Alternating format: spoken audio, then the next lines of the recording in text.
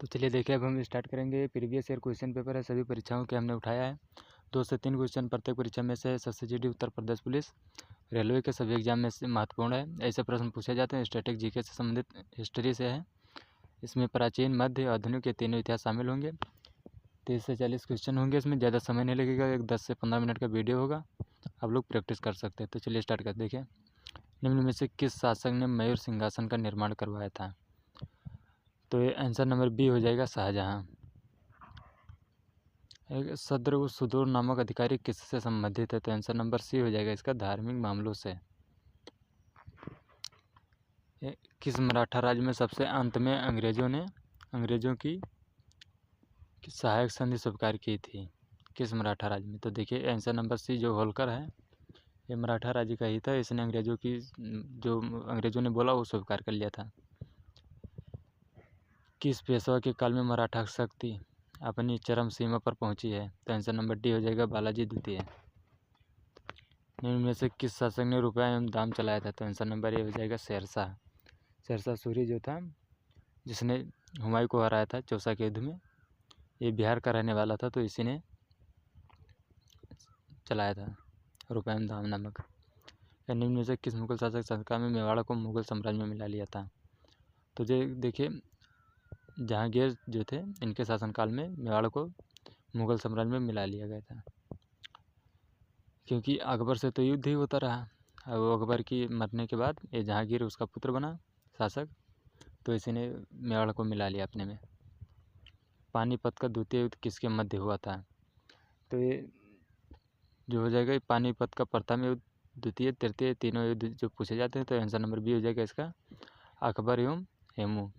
ये प्रथम युद्ध जो हुआ था पानीपत का, ये बाबर इब्राहिम लोदी के बीच, और ये द्वितीय जो है अकबर हेमू के बीच है।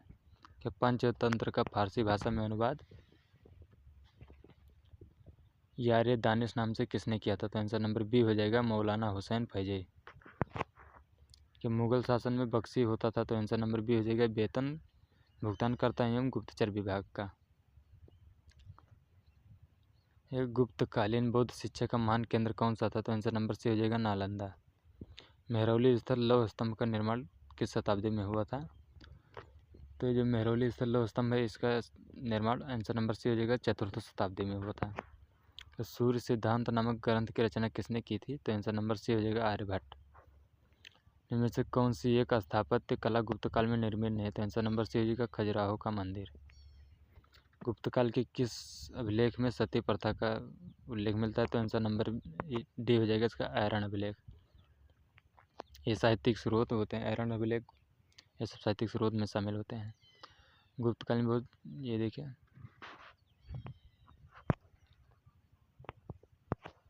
दक्षिण के चेर वंश का प्रतीक क्या था? तो आंसर नंबर ए हो जाएगा, मछली। प्राचीन चोल वंश के संस्थापक किसे कहा जाता है? तो आंसर नंबर ए हो जाएगा इसका, करिकाल।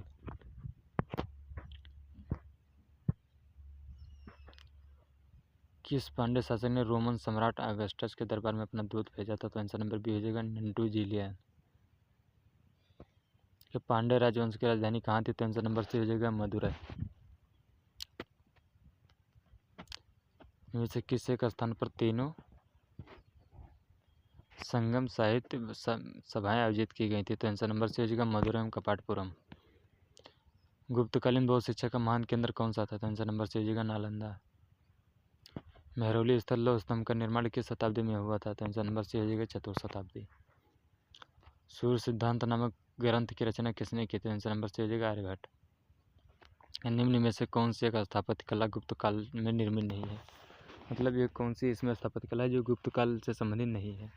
3 से 4 प्रकार के इसमें क्वेश्चन बन जाते हैं, तो आप लोग ढंग से देखना। ये आंसर नंबर सी हो जाएगा, खजुराहो का मंदिर। चंदेल शासकों ने इसे बनवाया था। गुप्त काल के किस अभिलेख में सती प्रथा का उल्लेख मिलता था? ये तो हो चुका है। देखिए, चिश्ती संप्रदाय का प्रवर्तक कौन था? तो आंसर नंबर सी हो जाएगा, मोइनुद्दीन चिश्ती। ये देख नहीं रहा होगा, छोटा सा है, देख लीजिए।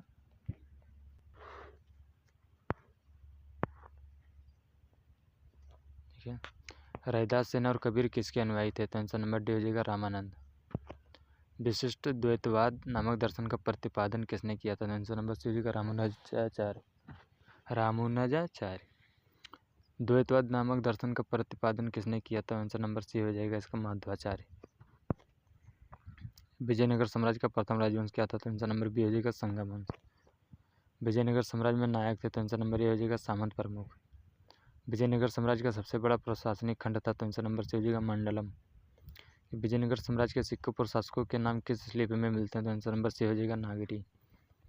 विजयनगर शहर किस नदी के तट पर बसा हुआ था? तो आंसर नंबर बी हो जाएगा तुंगभद्रा। निम्नलिखित में से विजयनगर के किस शासक ने तेलुगु और संस्कृत साहित्य को समृद्ध किया था? Answer number C Krishnadevaraya.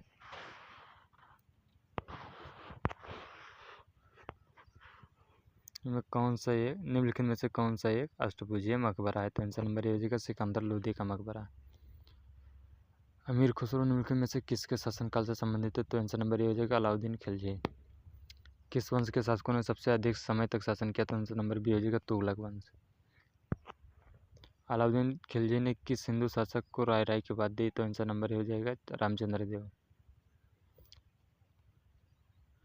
Delhi का कौन पहला सुल्तान था जिसने होली के उत्सव में भाग लिया? तो आंसर नंबर डी सी हो जाएगा इसका मोहम्मद बिन तुगलक। किस सुल्तान ने दीवान बंदगान की स्थापना की थी? तो आंसर नंबर डी हो जाएगा फिरोज शाह तुगलक। इनमें से किस सुल्तान ने इख्तियारदारी को वंशानुगत बना दिया था? तो आंसर नंबर सी हो जाएगा फिरोज शाह तुगलक। दीवान बिजारा नामक संस्था का किससे संबंधित थी? तो ये दीवान बिजारा नामक संस्था जो थी ये वित्त विभाग से संबंधित थी। दक्षिण के चेर वंश का प्रतीक क्या था? तो हो जाएगा मछली।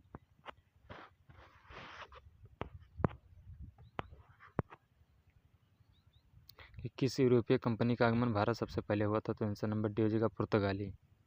ये दिया हुआ है कि 1498 में वास्को डी गामा भारत में कहाँ उतरा था? तो ये जो कालीकट नामक बंदरगाह है कोच्चि केरल के पास पड़ता है वहीं उतरा था।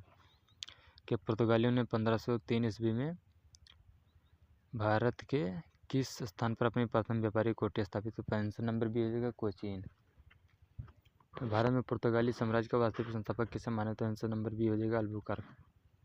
डचों ने भारत में अपनी व्यापारिक कोठी स्थापित की थी? तो आंसर नंबर ए हो जाएगा मसूलीपट्टनम। और पुर्तगाली कहाँ स्थापित किया? तो अगले क्वेश्चन में बताया गया था।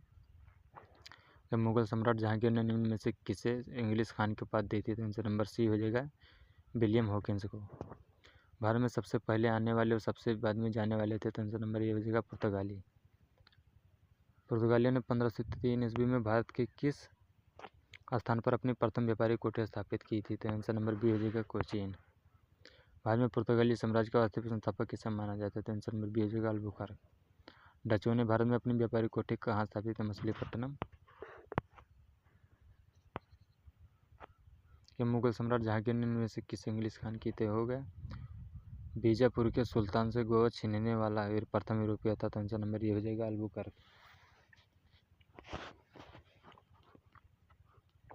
किस अंग्रेज ने कहा था मैं जानता हूँ लोगों के साथ सबसे अच्छा व्यवहार एक हाथ में तलवार तथा दूसरे हाथ में सदुसाइन है?